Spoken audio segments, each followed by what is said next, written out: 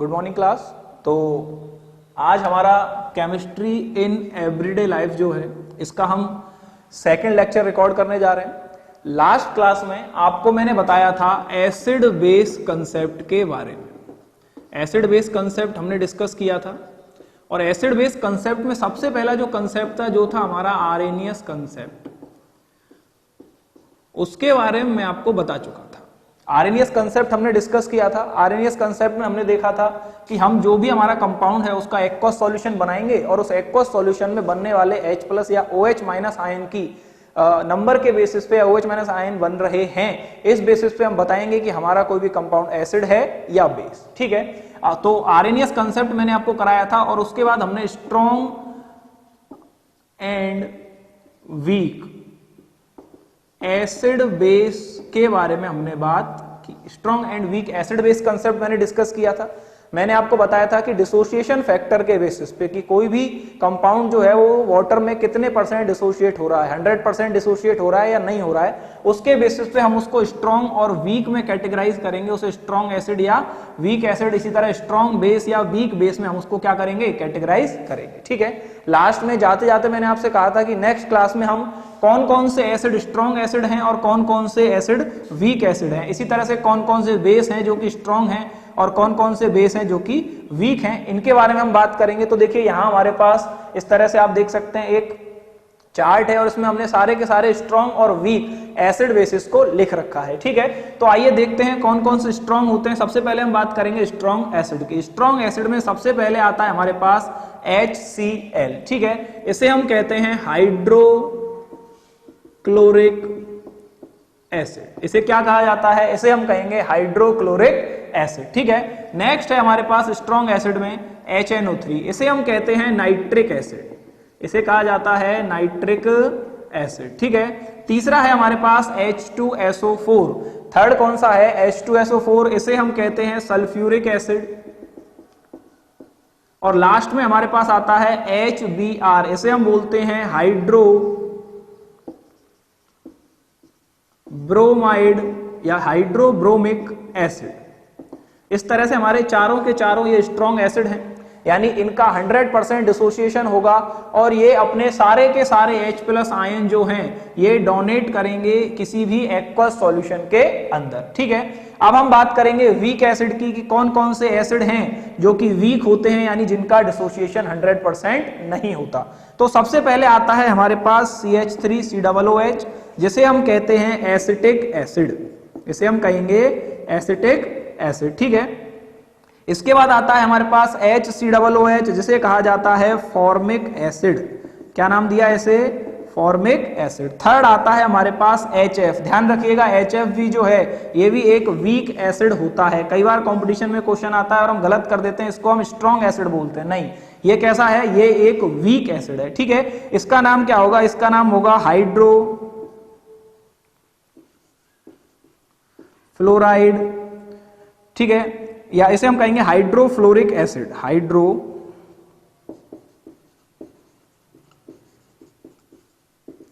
Hydrofluoric acid. और last है हमारे पास H2CO3, जिसे हम कार्बोनिक एसिड भी कहते हैं। ठीक है, H2CO3 को क्या कहेंगे, कार्बोनिक एसिड। इसके बाद हम बात करेंगे बेस की। तो बेस में अगेन हमारे पास दो आते हैं, एक स्ट्रॉन्ग है और एक वीक है। हम बात करेंगे पहले कौन कौन से बेस हैं जो कि स्ट्रॉन्ग बेस की कैटेगरी में आते हैं। देखिए सबसे पहला है हमारे पास CaOH का होल ट्वाइस। इसे हम नाम देते हैं calcium hydroxide. Calcium hydroxide. Next है हमारे पास BaOH का होल ट्वाइस। इसे कहा जाता है बेरियम हाइड्रोक्साइड। नेक्स्ट है हमारे पास NaOH। हम सभी इसको जानते हैं, इसका नाम होता है सोडियम हाइड्रोक्साइड। और लास्ट है हमारे पास LiOH, जिसे हम कहते हैं लिथियम हाइड्रोक्साइड।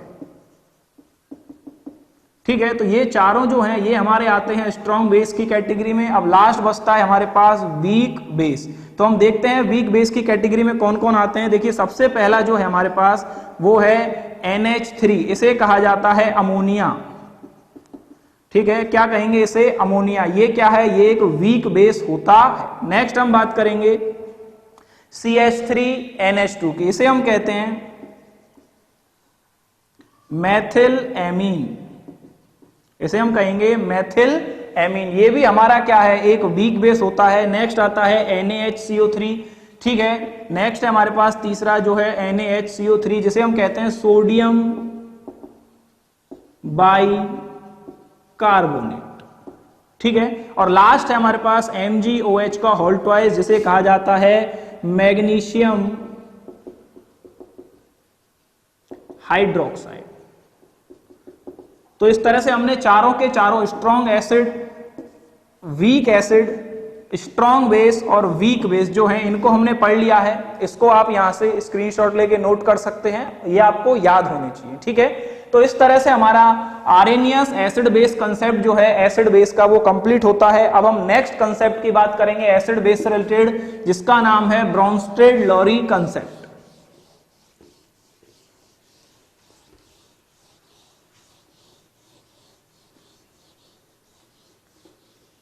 देखिए नेक्स्ट कंसेप्ट आता है हमारे सामने, इसका नाम है ब्रोंस्टेड-लॉरी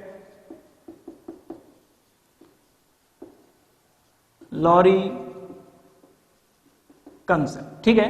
तो ब्रोंस्टेड-लॉरी कंसेप्ट क्या है एसिड बेस के रिगार्डिंग, इसकी हम बात करेंगे। ये हमारे पास सेकंड कंसेप्ट है। ब्रोंस्टेड-लॉरी कंसेप्ट क्या कहता है, देखिए कि अगर हमें किसी भी एसिड और बेस की कैटेगरी के बारे में पता करना है कि कोई कंपाउंड एसिड है या बेस, तो इन्होंने क्या किया, इन्होंने उसके वाटर सॉल्यूशन की बात नहीं की। इन्होंने कहा कि हम एक अलग नेचर की बात करेंगे और उस नेचर के बेसिस पे ये कैटेगराइज करेंगे कि वो कंपाउंड हमारा एसिड है या बेस, ठीक है। तो इन्होंने कहा कि देखिए हम इस बार केवल H प्लस के बेसिस पे, H प्लस आयन के बेसिस पे ये डिसाइड करेंगे कि कोई कंपाउंड हमारा एसिड है या कोई कंपाउंड हमारा बेस है। यानी इन्होंने OH माइनस आयन के बारे में बात ही नहीं की, इन्होंने केवल एक आयन की बात की, H प्लस आयन, और इन्होंने H प्लस आयन को नाम दिया प्रोटॉन। इन्होंने यहाँ प्रोटॉन बोला इसको, और प्रोटॉन के कंसेप्ट के बेसिस पे इन्होंने एसिड बेस को कैटेगराइज किया, ठीक है। अब देखिए क्या कंसेप्ट था, इन्होंने एसिड क्या होते हैं और बेस क्या होते हैं, किस तरह इन्होंने डिफाइन किया इसको। तो ब्रोंस्टेड बताते हैं कि देखिए वो सभी कंपाउंड जो क्या करेंगे, जो H प्लस डोनेट कर सकते हैं, जो H प्लस आयन क्या करेंगे, जो H प्लस आयन डोनेट कर देंगे, वो सभी हमारे क्या होंगे, एसिड होंगे, ठीक है। जैसे हम बात करें HCl की, तो HCl क्या करेगा, HCl H plus ion donate करेगा, अपने आयन में जब डिसोशिएट होगा तो H प्लस आयन जनरेट करेगा, यानी HCl जो है ये क्या होगा, एक एसिड होगा, किसका, ब्रोंस्टेड का भी, ठीक है। तो HCl जो है ये हमारा ब्रोंस्टेड का एसिड भी हो जाएगा। और उनका बेस, की बेस कौन से कंपाउंड है, तो ब्रोंस्टेड-लॉरी कहते हैं कि बेस वो सभी कंपाउंड होंगे जो H प्लस आयन को एक्सेप्ट करें, जो क्या करें, H प्लस आयन को एक्सेप्ट कर लें। वो सभी स्पीशीज, वो सभी कंपाउंड जो H प्लस आयन को एक्सेप्ट करेंगे वो आएंगे हमारे ब्रोंस्टेड बेस की कैटेगरी में, ठीक है। जैसे हम बात करते हैं कौन कौन से ऐसे कंपाउंड हैं जो H प्लस आयन को एक्सेप्ट करेंगे, तो देखिए हम कंपाउंड ले रहे हैं यहां पर NH3।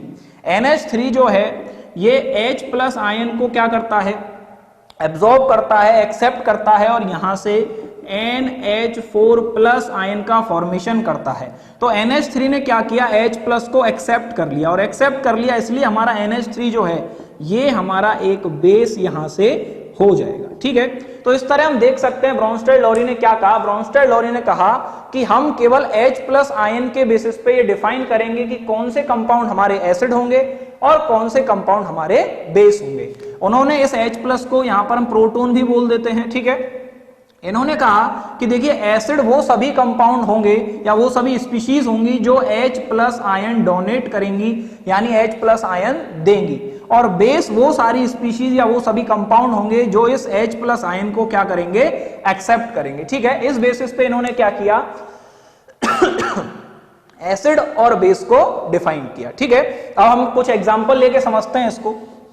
देखिए यहां हम एक एग्जांपल लेते हैं और एग्जांपल से हम बेटर समझने की कोशिश करेंगे। हम एक रिएक्शन लिख रहे हैं HCl प्लस NH3। हमने हाइड्रोक्लोरिक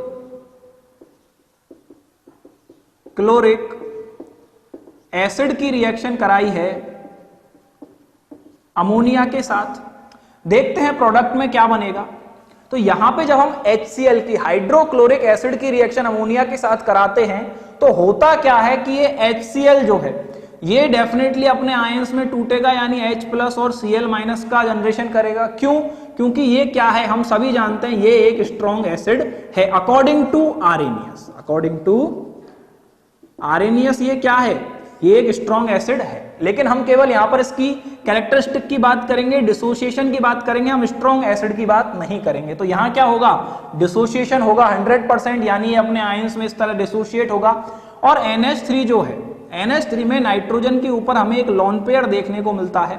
ठीक है, इस तरह से 2 इलेक्ट्रॉन होते हैं, इन्हें हम लोन पेयर LP बोलते हैं। अब ये क्या है ये हम आगे समझेंगे।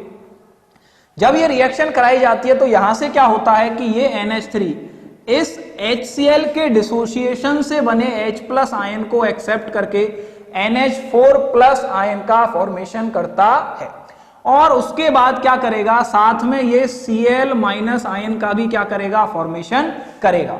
ठीक है, इस तरह से HCl की रिएक्शन जब अमोनिया के साथ कराई तो हमें NH4 प्लस आयन मिला और Cl माइनस आयन का फॉर्मेशन हुआ। अब यहां पर हम ब्रोंस्टेड-लॉरी कंसेप्ट के अकॉर्डिंग समझेंगे कि कौन एसिड है और कौन बेस है। तो अगर यहां देखा जाए, अगर हम यहां पर ध्यान से देखें तो हम पाएंगे कि HCl जो है इसमें से H प्लस जो है वो निकल चुका है। देखिए HCl जो है ये यहां पर Cl माइनस में कन्वर्ट हो चुका है, यानी इसने क्या किया, अपना H प्लस आयन क्या किया, डोनेट कर दिया। ठीक है, HCl क्या कर रहा है, H प्लस आयन को क्या कर रहा है, डोनेट कर रहा है। वहीं अगर हम बात करें अमोनिया की, NH3 की, तो अमोनिया क्या कर रहा है, NH3 इसने जो H प्लस आयन डोनेट किया उसको एक्सेप्ट करता है और यहां से NH4 प्लस आयन का फॉर्मेशन करता है। तो क्या हुआ, इसने H प्लस आयन को एक्सेप्ट कर लिया। इस तरह से HCl क्या हो गया हमारा, चूंकि इसने H प्लस आयन डोनेट किया है, सो ये हमारा एक ब्रोंस्टेड-लॉरी कंसेप्ट के अकॉर्डिंग एसिड होगा। और NH3 जो है इसने क्या किया है, H प्लस आयन को एक्सेप्ट किया है, सो ये हमारा ब्रोंस्टेड-लॉरी कंसेप्ट के अकॉर्डिंग क्या हो जाएगा, एक बेस हो जाएगा। ठीक है, इसी के साथ यहां पर एक और कंसेप्ट चलता है जिसे हम कहते हैं conjugate acid base concept. Conjugate acid base concept. ठीक है, अब ये कॉन्जुगेट एसिड बेस कंसेप्ट क्या है इसको समझते हैं। देखिए इसी को भी हम इसी रिएक्शन के थ्रू समझेंगे। क्या है conjugate acid base concept? Conjugate acid base concept ये कहता है कि देखिए जब भी कोई एसिड या जब भी कोई कंपाउंड एसिडिक नेचर शो करे, अर्थात वो अपना H प्लस आयन क्या करे, डोनेट करे, जिस तरह यहां HCl ने अपना H प्लस आयन डोनेट कर दिया है, तो H प्लस आयन डोनेट करने के बाद जो स्पीशीज का फॉर्मेशन होगा, जो क्या है यहां पर Cl माइनस, वो स्पीशीज जो है वो इस एसिड की कॉन्जुगेट बेस कहलाएगी। क्या होगा, इस HCl जो है इसने क्या किया, अपना H प्लस डोनेट किया, डोनेट करने की वजह से ये तो क्या हो गया, एसिड, और H प्लस डोनेट करने के बाद जिस स्पीशीज का फॉर्मेशन होगा वो स्पीशीज जो है इस कॉन्जुगेट एसिड बेस कंसेप्ट के अकॉर्डिंग वो स्पीशीज इस एसिड का, इस पर्टिकुलर एसिड का क्या कहलाएगी, कॉन्जुगेट बेस कहलाएगी। इसी तरह जब एक बेस जो क्या है, यहां हमारे पास NH3 है, जब एक बेस H प्लस आयन को एक्सेप्ट कर लेगा, यानी अपना बेसिक कैरेक्टर दिखा देगा, H प्लस आयन को एक्सेप्ट कर लेगा, तो इसके बाद जिस स्पीशीज का फॉर्मेशन होगा वो स्पीशीज इस पर्टिकुलर बेस के रिगार्डिंग क्या हो जाएगी, हमारा कॉन्जुगेट एसिड हो जाएगी। ठीक है, तो यहां से हमने conjugate acid conjugate base concept को समझा। एक बार फिर से समझते हैं, हो क्या रहा है, हम एक एसिड और एक बेस की रिएक्शन करा रहे हैं। ठीक है, तो कॉन्जुगेट एसिड बेस कंसेप्ट क्या कहता है कि जब भी कोई एसिड बेस के साथ रिएक्शन करेगा तो एसिड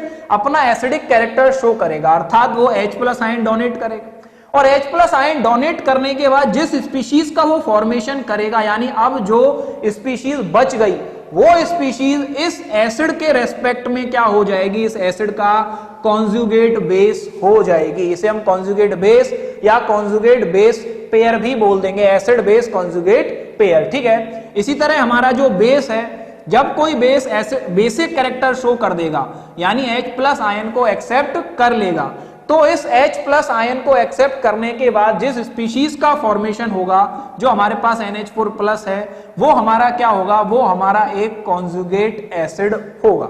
ठीक है, तो ये हमारा कॉन्जुगेट एसिड बेस कंसेप्ट हो गया और इसी के साथ हमने ब्रोंस्टेड लॉरी कंसेप्ट को भी समझ लिया। ठीक है, अब हम बात करते हैं एसिड बेस का जो नेक्स्ट कंसेप्ट है हमारा, जिसे हम लुईस एसिड बेस कंसेप्ट के नाम से जानते हैं। तीसरा कंसेप्ट आता है हमारा लुईस एसिड बेस कंसेप्ट। ठीक है, उसको डिस्कस करेंगे। तो थर्ड कंसेप्ट है हमारा Lewis acid base concept. Lewis क्या कहते हैं, देखिए एसिड बेस के रिगार्डिंग लुईस कहते हैं कि देखिए, ना तो हम H प्लस को लेकर बात करेंगे, ना ही हम OH माइनस को लेकर बात करेंगे। हम बात करेंगे इसका जो बेसिक कंसेप्ट है, किसी भी एसिड और बेस का जो बेसिक कंसेप्ट है, उसके रिगार्डिंग इन्होंने क्या की, बात की। ठीक है, और लुईस क्या कहते हैं, अकॉर्डिंग टू लुईस, लुईस ये कहते हैं कि भाई मेरे अनुसार तो एसिड वो सभी कंपाउंड होंगे या बेस वो सभी कंपाउंड होंगे।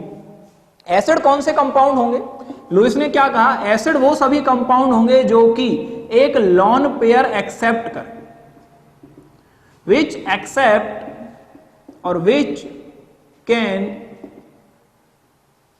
Accept at least one lone pair.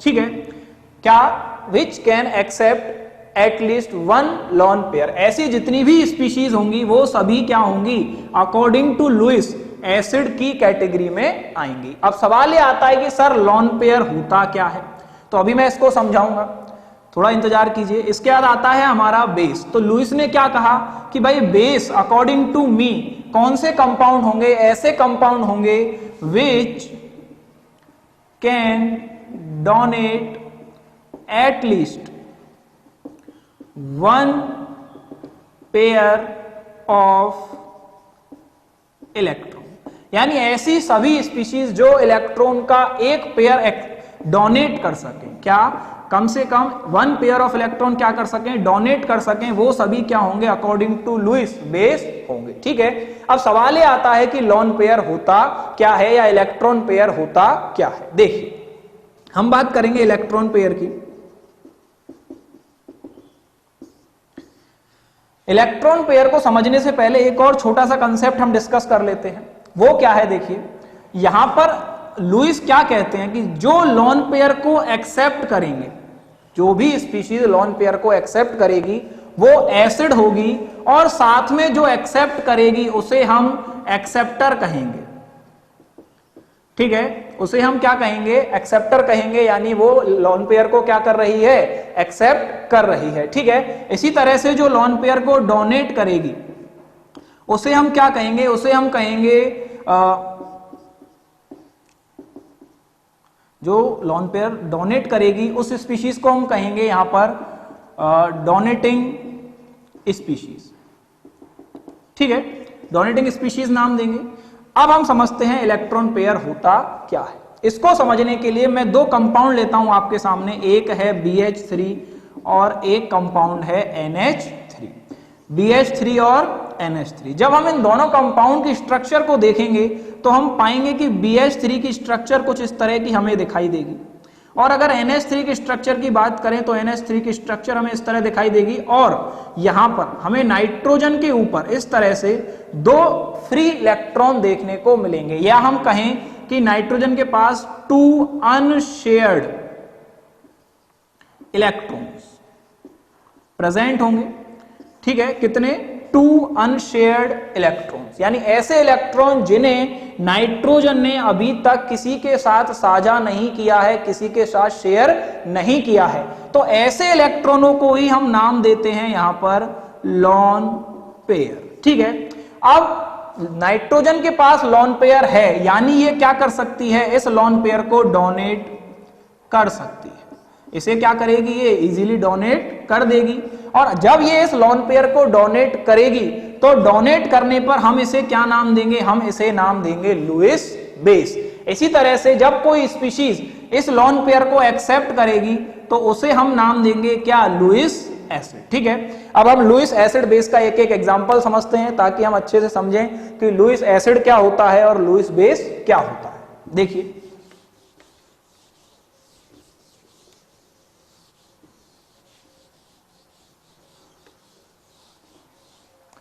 देखो बच्चों, मैं आपके सामने एक एग्जांपल ले रहा हूं लुईस एसिड का। लुईस एसिड का एग्जांपल लिया हमने BH3 और हम बात कर रहे हैं लुईस बेस की। मैं लुईस बेस का एग्जांपल ले रहा हूं हमारे पास NH3। अब सवाल ये आता है सर हमें कैसे पता चलेगा कि कोई स्पीशीज लुईस एसिड है या लुईस बेस है। देखिए मैंने अभी अभी बताया कि लुईस एसिड क्या होंगे, जो इलेक्ट्रॉन पेयर को एक्सेप्ट करेंगे। क्या करेंगे? लोन पेयर को एक्सेप्ट करेंगे, यानी इलेक्ट्रॉन पेयर को एक्सेप्ट करेंगे, यानी इलेक्ट्रॉन पेयर एक्सेप्टर होंगे। अब इलेक्ट्रॉन को कौन एक्सेप्ट करेगा? सवाल आता है कि इलेक्ट्रॉन को कौन एक्सेप्ट करेगा। तो निश्चित सी बात है इलेक्ट्रॉन को वही स्पीशीज एक्सेप्ट करेगी जिसके पास इलेक्ट्रॉन की क्या है? डेफिशिएंसी है, यानी जिसके पास नंबर ऑफ इलेक्ट्रॉन कम है, रिक्वायर्ड अमाउंट से भी कम इलेक्ट्रॉन है, ऐसी स्पीशीज क्या करेगी? इलेक्ट्रॉन को एक्सेप्ट करेगी, यानी इलेक्ट्रॉन डेफिशिएंसी वाली स्पीशीज जो होगी वही हमारे एक लुईस एसिड की तरह बिहेव करेंगी। अब बात करें लुईस बेस की, तो लुईस बेस के केस में लुईस ने कहा कि लुईस बेस क्या होंगे? लुईस बेस ऐसी स्पीशीज होंगी जो कम से कम एक इलेक्ट्रॉन पेयर क्या कर सकें? डोनेट कर सके। ठीक है, अब इलेक्ट्रॉन पेयर कौन डोनेट करेगा? स्वाभाविक सी बात है वही स्पीशीज इलेक्ट्रॉन पेयर डोनेट करेगी जिसके पास इलेक्ट्रॉन की क्या है? एफिशिएंसी है, जिसके पास इलेक्ट्रॉनों की अधिकता है, जो इलेक्ट्रॉन आसानी से डोनेट कर सकती है। ठीक है, तो अगर मैं यहां NH3 बोल रहा हूं कि एक लुईस बेस है, इसका मतलब इसके पास क्या होगी? निश्चित सी बात है इसके पास इलेक्ट्रॉनों की एफिशिएंसी देखने को मिलेगी, यानी इसके पास नंबर ऑफ इलेक्ट्रॉन ज्यादा मात्रा में उपस्थित होंगे। और अगर हम बात करें लुईस एसिड की, तो लुईस एसिड कैसी स्पीशीज होगी? निश्चित सी बात है इलेक्ट्रॉन डेफिशिएंट, यानी इसके पास इलेक्ट्रॉनों की क्या होगी? कमी होगी, इसके पास इलेक्ट्रॉनों की कमी हमें देखने को मिलेगी। अब देखिए हम चेक करते हैं क्या वास्तव में ऐसा है, क्या इलेक्ट्रॉनों की कमी है, क्या इलेक्ट्रॉनों की यहां पर अधिकता है। तो अगर हम BH3 के इलेक्ट्रॉनिक कॉन्फ़िगरेशन की बात करें तो बोरोन जो है इसका एटॉमिक नंबर होता है 5, एटॉमिक नंबर होता है यहां पर 5। और जब हम इसका इलेक्ट्रॉनिक कॉन्फ़िगरेशन भरेंगे तो यहां हम देखेंगे कि फर्स्ट सेल में नंबर ऑफ इलेक्ट्रॉन होंगे 2 और सेकंड सेल में नंबर ऑफ इलेक्ट्रॉन होंगे 3, यानी अभी इसके पास टोटल नंबर ऑफ इलेक्ट्रॉन कितने हैं? 5 इलेक्ट्रॉन हैं। क्या इसका ऑक्टेट कंप्लीट है? नहीं, अभी इसका ऑक्टेट कंप्लीट नहीं है। ठीक है, और ऑक्टेट वैसे भी कंप्लीट नहीं होगा क्योंकि ऑक्टेट हम आउटर मोस्ट सेल का देखते हैं, तो टोटल नंबर ऑफ इलेक्ट्रॉन है 5 और आउटर मोस्ट सेल में नंबर ऑफ इलेक्ट्रॉन कितने हैं? 3। तो अभी इसको अपना ऑक्टेट कंप्लीट करने के लिए आउटर मोस्ट सेल में 5 मोर इलेक्ट्रॉन्स की क्या है? रिक्वायरमेंट है, यानी इसे 5 और इलेक्ट्रॉन अपने आउटर मोस्ट सेल में चाहिए। जब ये बोरोन 3 हाइड्रोजन के साथ 3 कोवलेंट बॉन्ड का फॉर्मेशन करता है तो स्ट्रक्चर कुछ इस तरह की बनती है। ये बोरोन के तीनों इलेक्ट्रॉन हो गए और ये प्रत्येक हाइड्रोजन का एक एक इलेक्ट्रॉन हो गए। इस तरह से इसकी स्ट्रक्चर बनती है। और बोरोन जो है, बोरोन के पास BH3 मॉलिक्यूल बनाने के बाद भी नंबर ऑफ इलेक्ट्रॉन जो है आउटर मोस्ट शेल में वो 6 ही रहते हैं, यानी इसका ऑक्टेट जो है, इसका जो ऑक्टेट है वो कैसा है? वो इनकम्प्लीट है, यानी अभी भी इसके पास आउटर मोस्ट शेल में 8 इलेक्ट्रॉनों की पूर्ति नहीं हुई है। ये चाहता है कि इसे 2 इलेक्ट्रॉन और कहीं से मिल जाए। ठीक है, तो वो दो इलेक्ट्रॉन है वो कौन देता है? वो देता है हमारा नाइट्रोजन या NH3 में उपस्थित नाइट्रोजन। ठीक है, एक बार NH3 की स्ट्रक्चर की भी हम बात करेंगे। देखिए नाइट्रोजन की हम बात करें तो नाइट्रोजन का एटॉमिक नंबर होता है 7 और यहां पर इसके पास इलेक्ट्रॉन होते हैं 2,5, यानी इसके पास टोटल नंबर ऑफ इलेक्ट्रॉन है 7 और आउटर मोस्ट शेल में नंबर ऑफ इलेक्ट्रॉन कितने हैं? 5। जब ये नाइट्रोजन 3 हाइड्रोजन के साथ 3 कोवलेंट बॉन्ड का फॉर्मेशन करता है तो स्ट्रक्चर कुछ इस तरह की देखने को मिलती है हमें। ये नाइट्रोजन के 3 इलेक्ट्रॉन, ये बचे हुए 2 इलेक्ट्रॉन, ये तीनों हाइड्रोजन का प्रत्येक का एक एक इलेक्ट्रॉन। स्ट्रक्चर कुछ इस तरह की हमें देखने को मिलेगी। देखिए, तो नाइट्रोजन के पास यहां पर टोटल नंबर ऑफ इलेक्ट्रॉन तो 8 हैं, लेकिन ये जो 2 इलेक्ट्रॉन हैं नाइट्रोजन के, ये 2 इलेक्ट्रॉन ये कैसे हैं? अनशेयर्ड। कैसे इलेक्ट्रॉन हैं? अनशेयर्ड इलेक्ट्रॉन है। अतः ये नाइट्रोजन क्या कर सकता है? इन 2 इलेक्ट्रॉन को डोनेट कर सकता है। डोनेट कैसे? कंप्लीटली नहीं, ये कंप्लीटली डोनेट नहीं करेगा, ये इन्हें पार्शियली डोनेट करेगा। कैसा डोनेट करेगा? पार्शियल डोनेट करेगा, कंप्लीट डोनेट नहीं करेगा। अब ये पार्शियल डोनेट क्या होता है, इस बात को हम समझते हैं। देखिए,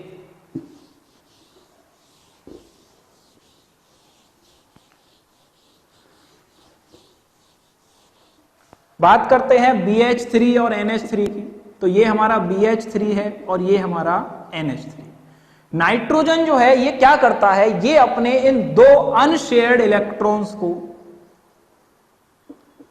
इस बोरोन के साथ, जिसके पास आउटर मोस्ट शेल में अभी भी 6 इलेक्ट्रॉन है और ये चाहता है कि इसे कोई 2 इलेक्ट्रॉन दे दे, इन 2 इलेक्ट्रॉनों को कुछ इस तरह शेयर करेगा कि ये 2 इलेक्ट्रॉन नाइट्रोजन के पास तो रहेंगे ही रहेंगे, यानी नाइट्रोजन के ऑक्टेट में तो ये काउंट होंगे ही होंगे, लेकिन साथ साथ ये बोरोन के साथ भी काउंट होने लग जाएंगे। यानी इस तरह के बॉन्ड का फॉर्मेशन करेगा जिसमें कि ये दोनों इलेक्ट्रॉन उपस्थित हों और दोनों इलेक्ट्रॉनों पर बोरोन और नाइट्रोजन दोनों का अधिकार रहे। इस तरह का बॉन्ड फॉर्म करेगा और इस तरह का जो बॉन्ड होता है उसे हम कहते हैं कोऑर्डिनेशन बॉन्ड, जिसे हम कहते हैं कोऑर्डिनेशन बॉन्ड। कोऑर्डिनेशन बॉन्ड में क्या होता है? कोऑर्डिनेशन बॉन्ड एक ऐसा बॉन्ड है जिसमें कि बॉन्ड के जो दोनों इलेक्ट्रॉन होते हैं वो किसी एक ही स्पीशीज द्वारा क्या किए जाते हैं? डोनेट किए जाते हैं। और उन इलेक्ट्रॉनों पर, डोनेट किए हुए इलेक्ट्रॉनों पर दोनों ही स्पीशीज का क्या होता है? बराबर का हक रहता है, बराबर का अधिकार रहता है। तो ये NH3 का नाइट्रोजन इस बोरोन के साथ इस कोऑर्डिनेशन बॉन्ड का फॉर्मेशन करेगा। कोऑर्डिनेशन बॉन्ड को हम इस तरह से दिखाते हैं, सिंगल हेडेड एरो से। इसमें जो एरो का हेड है ये होता है एक्सेप्टर की साइड, और जो टेल है ये होती है डोनेटिंग स्पीशीज की साइड।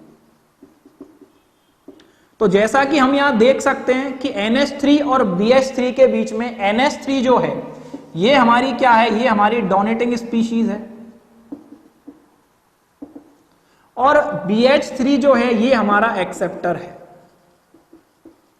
ठीक है, तो इन दोनों के बीच बॉन्ड का फॉर्मेशन होगा, बॉन्ड होगा कोऑर्डिनेट बॉन्ड। इस तरह का एरो हम यूज करेंगे। ठीक है, तो बॉन्ड बनने के बाद स्पीशीज कुछ इस तरह की दिखाई देगी, BH3 NH3। इस तरह से बॉन्ड का फॉर्मेशन हो गया। और यहां पर इस केस में अब हम कहेंगे कि NH3 जो है ये as a Lewis base behave कर रहा है, क्योंकि इसने अपना लोन पेयर डोनेट कर दिया। और BH3 जो है ये as a Lewis acid behave कर रहा है, क्योंकि इसने इसका जो लोन पेयर है, जो लोन पेयर हमारे काम आ चुका है कोऑर्डिनेशन बॉन्ड बनाने में, उसमें दिख रहा है। तो ये क्या है? ये हमारा लुईस एसिड हो जाएगा और ये हमारा लुईस बेस हो जाएगा। सो आई होप आपको आज का ये वीडियो समझ में आया होगा। आज के वीडियो में हमने क्या क्या पढ़ा, देखिए हमने एक बार वापस से 1 मिनट का हम रिव्यू ले लेते हैं। देखिए, आज के लेक्चर में हमने स्ट्रॉन्ग एसिड कौन कौन से हैं, स्ट्रॉन्ग एंड वीक एसिड्स पढ़े।